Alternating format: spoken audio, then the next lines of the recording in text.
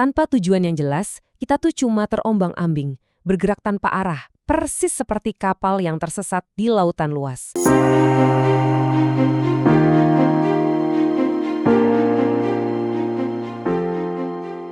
Hidup kita ini kan pasti ada yang menggerakkan ya. Pertanyaannya, apa sih yang jadi motor penggerak hidup kita? Sadar atau enggak, selalu ada sebuah kekuatan yang memandu, mengendalikan, dan mengarahkan hidup kita setiap saat. Coba deh, kita berhenti sejenak dan pikirin ini. Mungkin saat ini Anda didorong oleh masalah yang lagi dihadapi, tekanan kerja, atau tenggat waktu yang mepet. Atau bisa juga tanpa kita sadari, kita digerakkan oleh kenangan pahit dari masa lalu, rasa takut, atau keyakinan-keyakinan tersembunyi. Nah, kutipan dari Thomas Carlyle ini ngena banget. Ini gambaran yang pas. Tanpa tujuan yang jelas, kita tuh cuma terombang-ambing, bergerak tanpa arah, persis seperti kapal yang tersesat di lautan luas. Oke, mari kita gali lebih dalam lagi. Sebenarnya ada banyak banget hal yang bisa jadi pendorong hidup kita.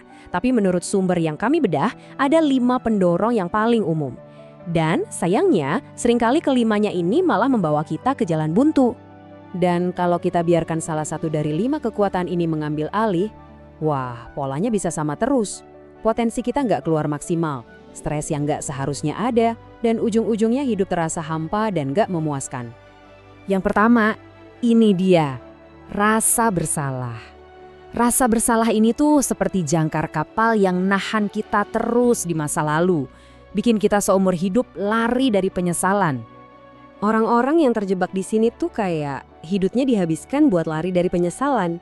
Mereka terus-menerus memutar ulang kesalahan di kepala. Akhirnya, masa lalu yang justru mengendalikan masa depan. Dan tanpa sadar, mereka sering menyabotase kesuksesan mereka sendiri. Ingat ya, kita memang dibentuk oleh masa lalu, tapi kita nggak harus jadi tawanannya. Lanjut, yang kedua adalah kebencian dan kemarahan. Ini terjadi ketika kita terus berpegang pada luka-luka masa lalu, nggak pernah benar-benar dilepaskan. Biasanya nih, ada 2 cara orang merespon ini, dan dua-duanya nggak sehat. Pertama dipendam, yang akhirnya menggerogoti dari dalam, atau yang kedua, meledak, marah-marah ke orang lain, yang jelas merusak hubungan. Dua-duanya sama-sama destruktif. Yang ironis kan, kebencian itu lebih menyakiti diri kita sendiri daripada orang yang kita benci. Mungkin mereka udah lupa kita malah terus-terusan terjebak dalam rasa sakit itu. Pendorong yang nomor 3, ini juga umum banget, rasa takut. Rasa takut itu seperti penjara yang kita bangun sendiri, yang menghalangi kita untuk jadi versi terbaik dari diri kita. Kalau hidup kita dikendalikan rasa takut, ya kita jadi main aman terus. Kita menghindari resiko, akhirnya malah melewatkan banyak kesempatan emas.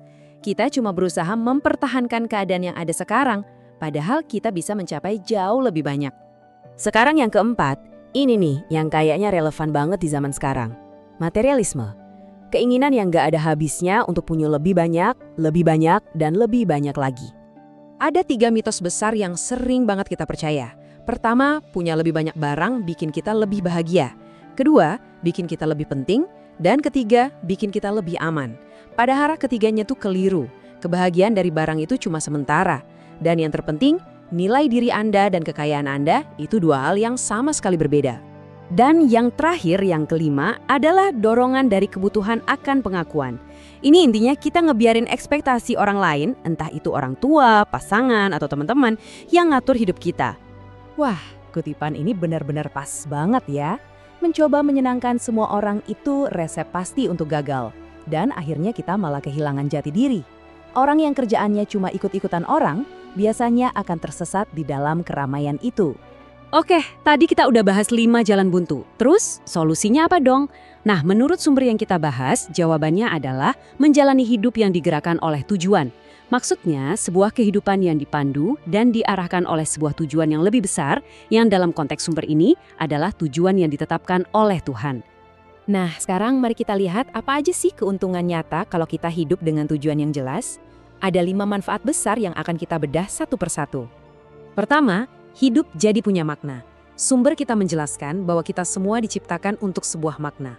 Kalau hidup punya arti, kita bisa menanggung hampir semua kesulitan. Tapi kalau nggak ada artinya, tantangan sekecil apapun bisa terasa berat banget. Intinya, harapan itu lahir dari tujuan. Yang kedua, tujuan itu bisa menyederhanakan hidup kita loh. Tujuan ini jadi semacam filter. Anda bisa pakai ini untuk menilai mana kegiatan yang penting dan mana yang enggak. Jadi pertanyaannya simpel. Apakah yang saya lakukan ini membantu saya mencapai tujuan hidup saya? Ini akan membawa kita ke gaya hidup yang lebih sederhana dan jadwal yang lebih waras. Ketiga, dan ini dampaknya besar banget. Tujuan itu memfokuskan hidup kita. Usaha dan energi kita jadi terpusat pada hal-hal yang benar-benar penting. Coba deh lihat analogi cahaya ini, keren banget. Cahaya lampu biasa yang tersebar, kekuatannya kecil. Tapi kalau cahaya itu kita fokuskan pakai kaca pembesar, cahayanya bisa menyalakan api. Dan kalau difokuskan lagi jadi sinar laser, kekuatannya bahkan bisa memotong baja.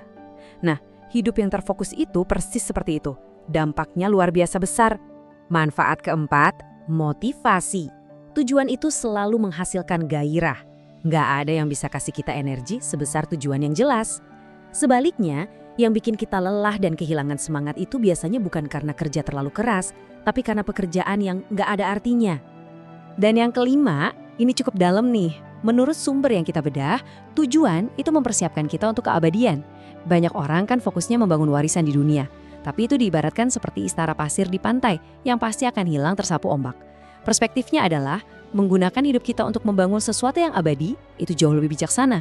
Tujuannya bukan cuma biar dikenang di bumi, tapi untuk mempersiapkan apa yang akan datang setelahnya.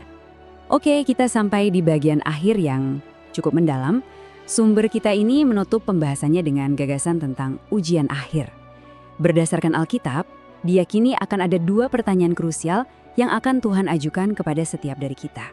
Pertanyaan pertama yang akan ditanyakan menurut sumber ini adalah, apa yang kamu lakukan dengan putraku, Yesus Kristus?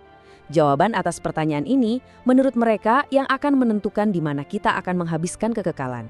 Lalu pertanyaan kedua, ini fokusnya ke bagaimana kita menjalani hidup. Apa yang kamu lakukan dengan apa yang telah kuberikan kepadamu? Ini mencakup semua hal, karunia, bakat, kesempatan, sumber daya yang kita punya. Apakah kita pakai untuk diri sendiri atau untuk tujuan yang lebih besar? Nah, jawaban atas pertanyaan ini menurut sumbernya akan menentukan apa yang akan kita lakukan dalam kekekalan. Nah, jadi inilah pertanyaan terakhir yang mungkin bisa kita bawa pulang dan renungkan. Coba bayangkan kalau keluarga dan teman-teman terdekat Anda ditanya, apa sih yang jadi kekuatan pendorong hidup Anda? Kira-kira apa ya jawaban mereka? Dan yang lebih penting lagi, Anda sendiri ingin jawaban itu menjadi apa? Dari situlah kita bisa mulai membangun hidup yang benar-benar digerakkan oleh tujuan.